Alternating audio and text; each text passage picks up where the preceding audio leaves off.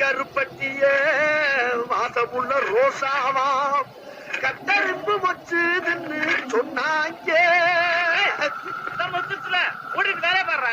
ரொம்ப ஸ்ட்ரிக்டான கம்பெனியா இருக்குமோ வேலைக்கு வந்தா அப்படித்தான் மிரட்டு வாங்கி போட்டிருக்கு.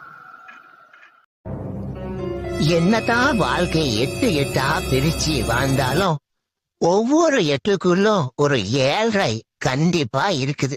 பெரிய வானிலை ஆராய்ச்சி மைய வல்லுநரே செக் பண்றாரு.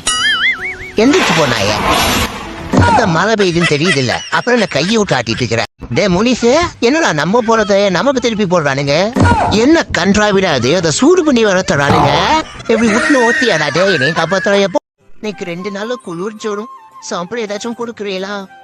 குடும்பம் என்னது இது? டேய் டே எப்ப பார்த்தாலும் ஜெல்லி சாக்லேட் நிறுத்தினாரா? அத்த வாட்டி பாயாசம் ரசம் மோரி இட்லி இந்த மாதிரி வந்தா சாப்பிடுவேன். இன்னைக்கு ஒரு நாள் அட்ஜஸ்ட் பண்ணி ஓடிப்போம்.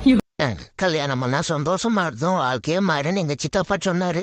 அந்த பேச்சை நம்பி நான் பண்ணேன். இப்பதான் தெரியுது அந்த ஆளுக்கு என் மேல எவ்வளவு வன்மம்னு.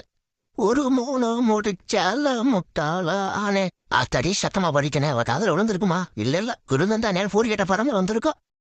கணக்கே புரிய மாட்டேங்குது. போன வாரம் கோமதி மாதிரி வாசம் செஞ்சா, அது முந்தின வாரம் பரமேஸ்வரி, இந்த வாரம் நாம் செஞ்சுட்டான்.